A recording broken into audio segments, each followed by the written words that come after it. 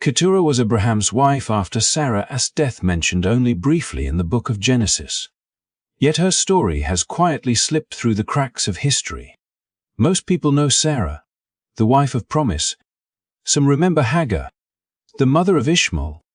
But almost no one asks what happened next. What came after Sarah? Who stood beside Abraham in the final chapters of his life?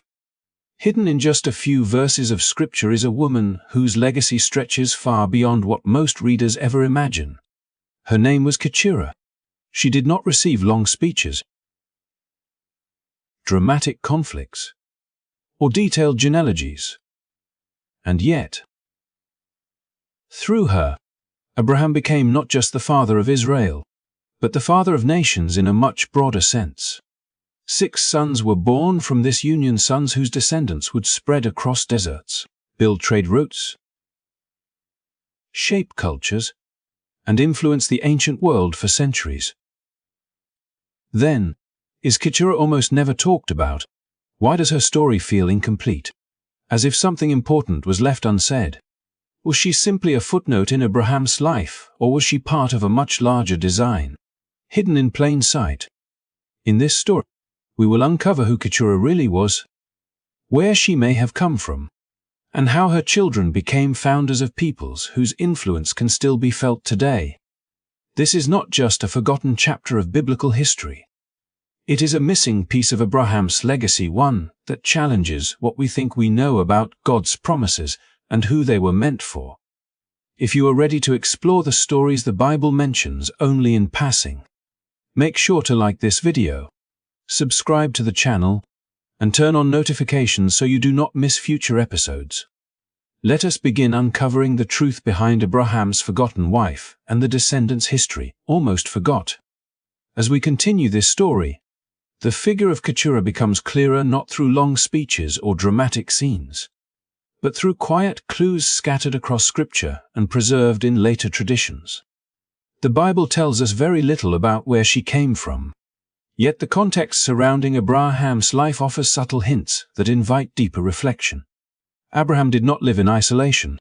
His household was large, mobile, and deeply connected to the cultures of the ancient Near East. Long before Keturah appears in the text, Abraham had already spent years in Egypt, formed alliances with desert tribes, and gathered servants, herdsmen, and families from multiple regions into a single moving community. Some ancient traditions suggest that Keturah may have come from Egypt or from lands associated with Cush, regions often linked in the ancient world to Africa and the southern reaches of Arabia. While the Bible does not state this directly, the idea aligns with what we know about Abraham's household. It was not uncommon for influential patriarchs to incorporate people from different ethnic and geographic backgrounds into their extended families. Abraham's wealth and status would have brought him into contact with traders, travelers, and servants from distant lands, especially along the trade routes that connected Africa, Arabia, and Mesopotamia. This possibility adds a powerful layer of meaning to Keturah's story. If she did come from these regions, then her presence reflects a world far more interconnected than many imagine. Abraham's later life was not confined to one lineage or one people. Instead, it unfolded at the crossroads of civilizations. Keturah, quietly entering the narrative after Sarah's death, may represent those wider connections, relationships formed not through dramatic promise, but through lived experience, shared journeys, and cultural exchange. Her children strengthen this impression. The names of Keturah and Zimran, Jokshan, Midian, Ishbak, and Shua echo across regions associated with Arabia and the surrounding deserts.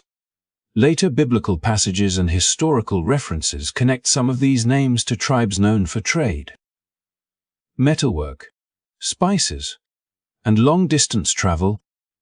Midian, in particular, becomes a familiar name in the Bible, appearing in the story of Moses centuries later.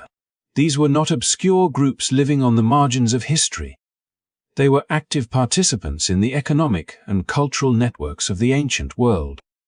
when read alongside the earlier parts of Abraham's story.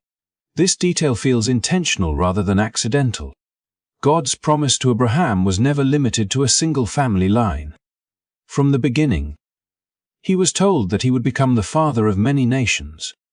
Isaac would carry the covenant forward in a specific way, but the broader promise seemed to unfold through multiple paths.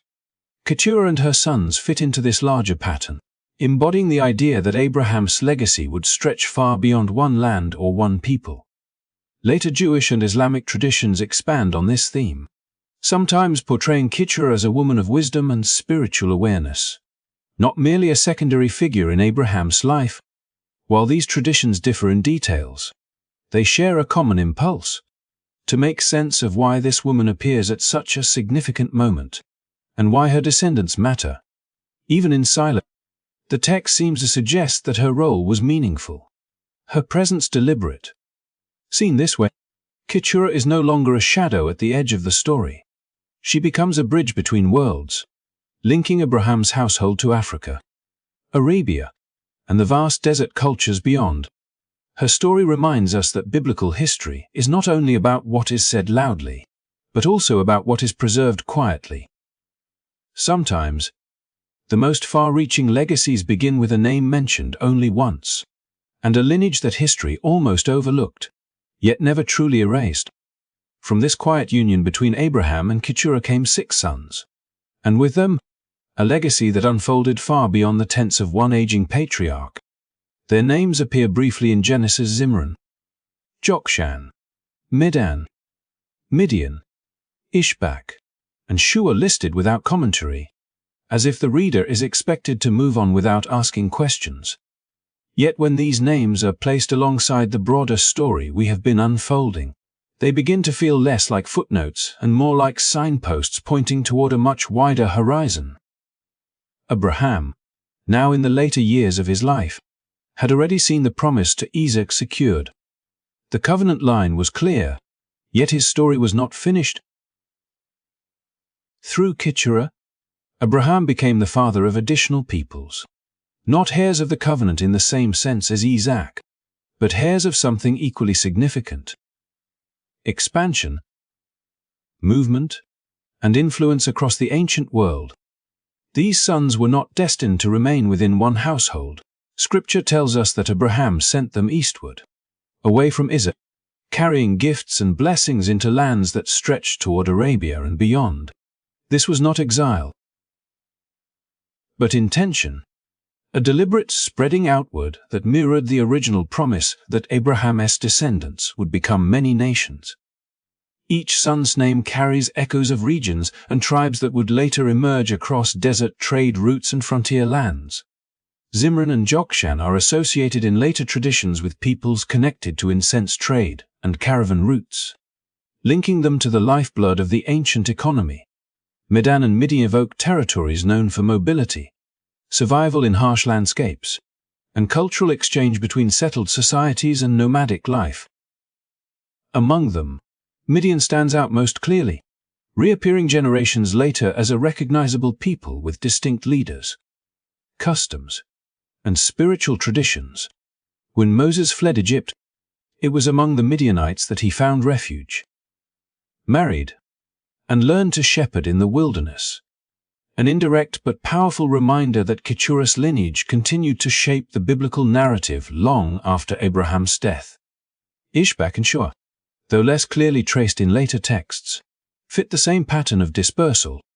Their names surface in regions that form a bridge between Mesopotamia, Arabia, and the southern deserts, suggesting tribes that lived at the crossroads of cultures. These were not isolated groups. They interacted with merchants, travelers, and neighboring peoples, carrying with them stories, beliefs, and identities rooted in their connection to Abraham. What emerges from this picture is a family tree that does not grow straight upward, but outward in every direction. Isaac's line would carry a specific spiritual inheritance, yet Keturah's sons carried Abraham's blood into the wider world. Through them, his legacy became global long before the concept existed. They remind us that the biblical story has always operated on multiple levels, with one chosen line and many surrounding branches, all connected to the same source. This understanding brings unity to the narrative we have been building. Keturah is not introduced as an afterthought, and her sons are not listed by accident. Together, they form the fulfillment of a promise spoken decades earlier, when Abraham was told to look at the stars and imagine descendants too numerous to count. Some of those descendants would shape Israel's story directly. Others would shape the world around it. Influencing trade, culture, and movement across vast region. Seen in this light, the 6 sons of Keturah are no longer silent names on a page. They are founders, pathfinders, and carriers of a legacy that moved eastward into deserts and kingdoms, ensuring that Abraham's story would never belong to one people alone, but to many nations, bound together by a shared beginning that history nearly forgot. As Abraham's life drew toward its final chapters, a quiet but deliberate decision shaped the future of all his sons.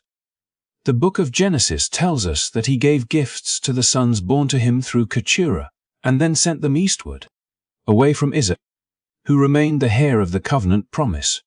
At first glance, this moment can seem like a simple division of inheritance. But when placed within the larger story we have been tracing, it becomes something far more intentional. Even symbolic. Abraham was not acting out of favoritism or rejection. By this point in his life, he had walked with God for decades and had learned, often through painful lessons, the difference between promise and provision. Isaac's role had been defined before his birth, confirmed through years of waiting and reaffirmed through divine instruction. The covenant was not something Abraham could divide or distribute according to human logic. It belonged to Isaac alone, not because Isaac was more deserving, but because God's plan required a specific line through which that promise would unfold. Yet this did not mean that Abraham's other sons were cast aside. The gifts he gave to Keturah's sons mattered.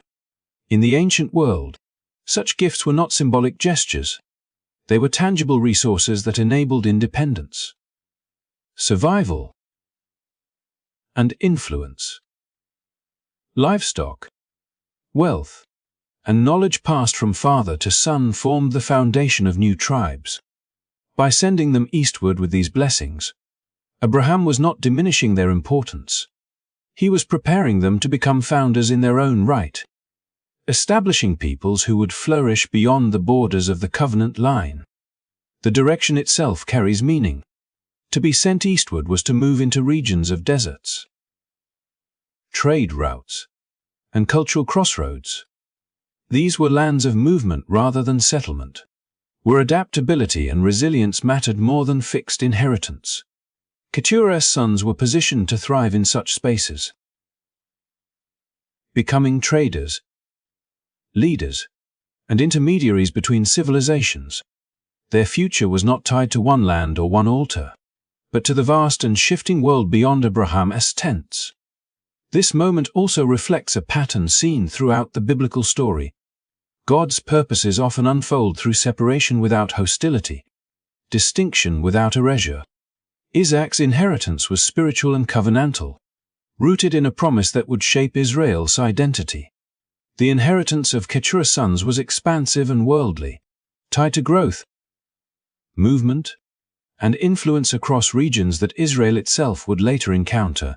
Both paths served a role in the unfolding of history, even if only one carried the covenant forward. When viewed this way, Abraham's actions appear deeply balanced. He honored God's instruction by preserving the covenant line, while also honoring his responsibility as a father to all his children. He did not leave Keturah's sons empty-handed, nor did he keep them in a position that would eventually lead to conflict. Instead, he created space, distance, and opportunity, allowing each lineage to develop according to its purpose. This separation also reinforces the theme we have been building throughout this story, that Abraham's legacy was never meant to be narrow. The covenant promise was focused, but the blessing was broad. Through Isaac came a people chosen for a specific mission. Through Keturah's sons came nations that carried Abraham's name, bloodline, and influence into the wider world. They were not part of the covenant, yet they were undeniably part of the promise that Abraham would become the father of many nations. In the silence of the text, this moment speaks volumes. A father, nearing the end of his life, looks beyond his own story and makes choices that will shape generations he will never meet. By giving gifts, by sending his sons eastward, and by preserving the covenant through Isaac, Abraham ensured that his legacy would unfold in layers, each distinct, each purposeful, and each woven into the larger design that began with a single promise spoken under the stars. As the generations unfolded, the legacy of Keturah's sons did not fade into obscurity. Instead, it resurfaced again and again at pivotal moments, woven quietly into the fabric of biblical history.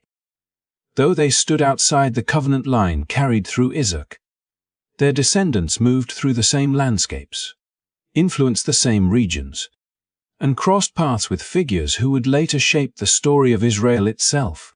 What began as a brief genealogy slowly revealed itself as a network of peoples whose presence could not be ignored. Among these descendants, the Midianites emerge most clearly. Traced back to Midian, one of Keturah's sons, they appear not as distant strangers but as active participants in the biblical world. When Moses fled Egypt after killing an Egyptian overseer, it was not to an unknown land that he escaped, but to Midian.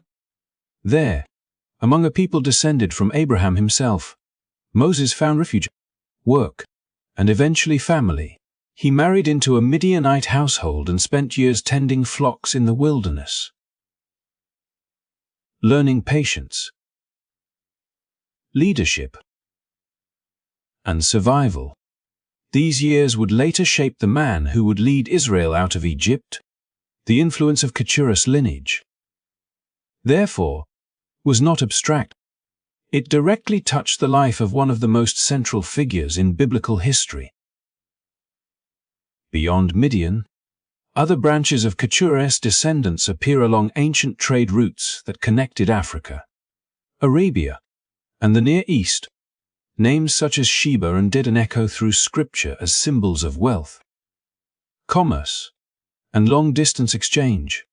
These regions were known for spices, gold, precious stones, and incense, goods that moved across deserts on caravans linking distant civilizations. While later traditions associate Sheba and Dedan with multiple ancestral lines, they consistently appear within the broader world shaped by Abraham's descendants, including those traced to Keturah. This overlap reinforces the idea that her lineage occupied influential spaces where cultures met and economies thrived. These were not settled kingdoms defined by walls and borders, but dynamic societies shaped by movement. Nomadic and semi-nomadic tribes descended from Keturah adapted to harsh environments, mastering desert travel and resource management.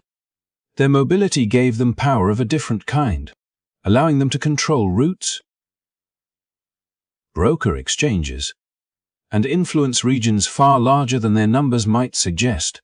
In this way, Keturah's descendants embodied a form of strength suited to the world Abraham had sent them into, a world of shifting alliances and constant travel.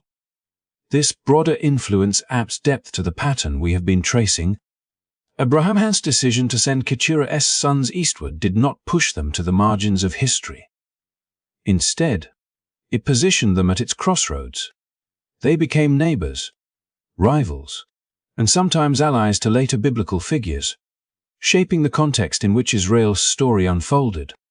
Their presence reminds us that the biblical narrative does not exist in isolation, but within a living world filled with related peoples whose stories intersect in complex ways. What makes this especially striking is how rarely Keturah herself is mentioned. Despite the enduring impact of her descendants, the text does not dwell on her life, yet it allows her legacy to speak through generations of influence. From the tents of Midian where Moses learned humility, to the trade networks that enriched ancient economies, The imprint of her sons extended across geography and time. Seen through this lens, Keturah's lineage becomes an essential thread in the larger tapestry. Her descendants were not merely background figures passing through the narrative. They shaped environments, influenced decisions, and provided settings in which key events could unfold. Through them, Abraham's promise of becoming the father of many nations took on visible form, not only through a chosen people, but through a wider family whose movements and interactions helped shape the ancient world. In the end, Keturah's descendants stand as a reminder that influence does not always follow the spotlight. Sometimes it moves quietly through deserts and trade routes, through unexpected encounters and forgotten names, leaving marks on history that only become clear when the story is finally read as a whole. As we reach the end of this journey, Keturah's story leaves us with a powerful and often overlooked truth.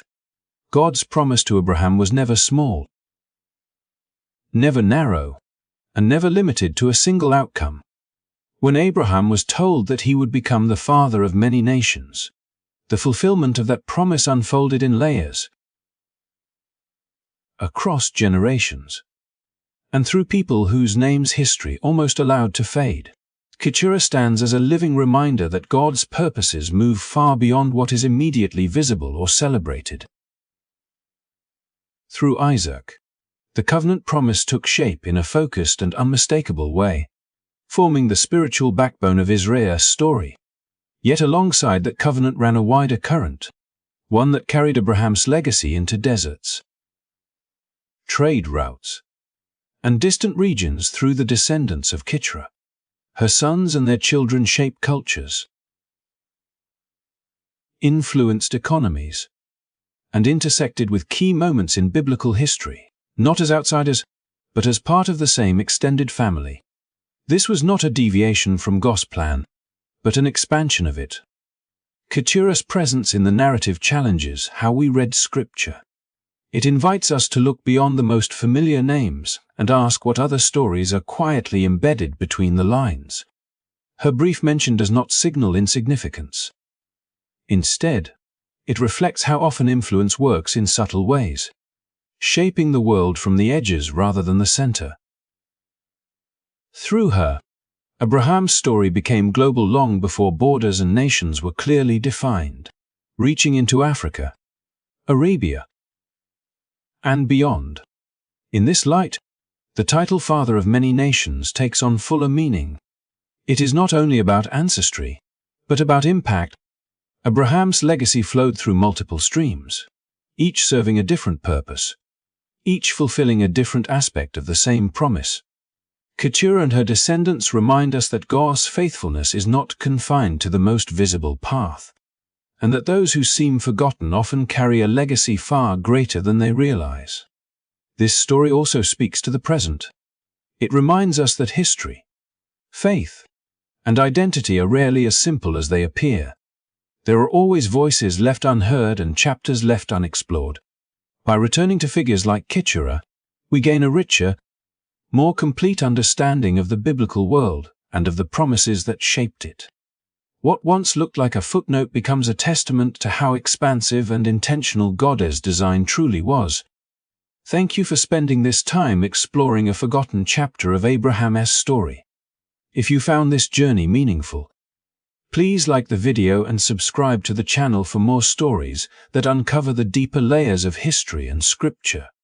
Your support helps keep these conversations alive. And together, we can continue bringing overlooked stories back into the light.